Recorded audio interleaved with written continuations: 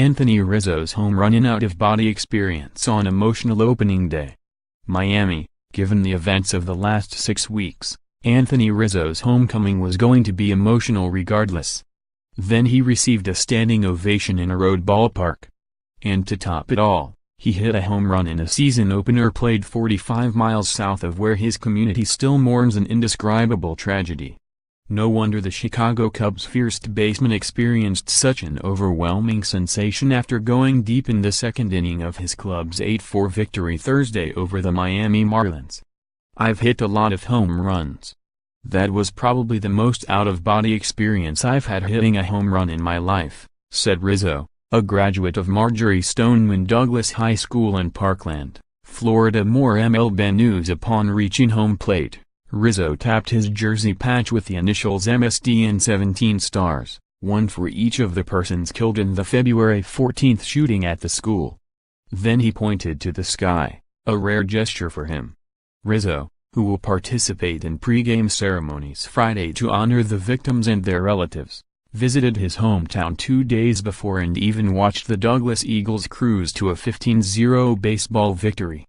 3 hours before the opener, he expressed his support for the Douglas High students who have advocated for stricter gun control laws, saying, "I think it's a little too easy to go in there and get a gun." But he didn't expect for the Marlins Park crowd, even with its large Cubs presence, to get up and applaud him before his first at-bat. And he certainly did not foresee pounding a 96 miles per hour fastball from Miami starter Jose Arena well over the right field fence. "I wanted to slow down, run the bases, just enjoy that moment," he said. Hitting a home run opening day is special always, but with everything that's gone on with Parkland, it's a little more special personally, and the best part is we won. That was probably the least surprising part of the day.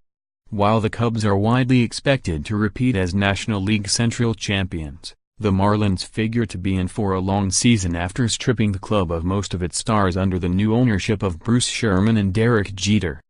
Cubs jerseys were much more prevalent than Marlins ones in the main concourse before the game, and those sporting Miami colors typically had names like Stanton and Ozuna on the back.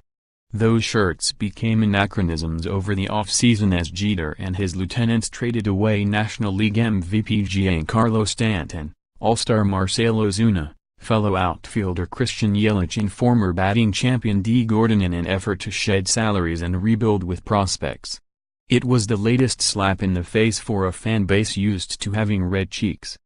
The Marlins have registered losing seasons each of the last 8 years and have made the playoffs only twice in their 25 years of existence. Both of those times, in 1997 and 2003, they won the World Series, only to have the clubs disbanded by previous ownerships. Thursday's crowd of 32,151 was larger than usual but well short of a sellout, continuing a pattern from last season, when Miami did not have a single full house. With the Cubs and then the Red Sox in town through Tuesday, the Marlins figure to draw substantial crowds in their first homestand because those fan bases travel well.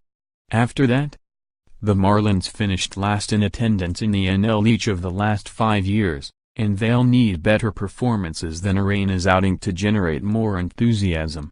The 26-year-old Dominican gave up a home run on his very first pitch to Cubs leadoff hitter Ian Happ. It was the first pitch of the MLB season, since the 12:43 p.m. EDT start time was the earliest on the schedule, then hit 3 batters and walked 2 more before escaping the inning down 3-0. The Marlins' band of no-name players did show some grit in coming back to tie the game 4-4 off Chicago ace Jon Lester before the Cubs broke the game open with a 3-run 7th against the bullpen. "We'd love to have this place packed every day and every time you walk out there play in that environment. But I think we have to prove ourselves," Marlins manager Don Mattingly said.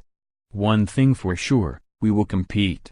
Our fans will get to know these guys, and they're going to like them. Perhaps. For now, they certainly appreciate Rizzo."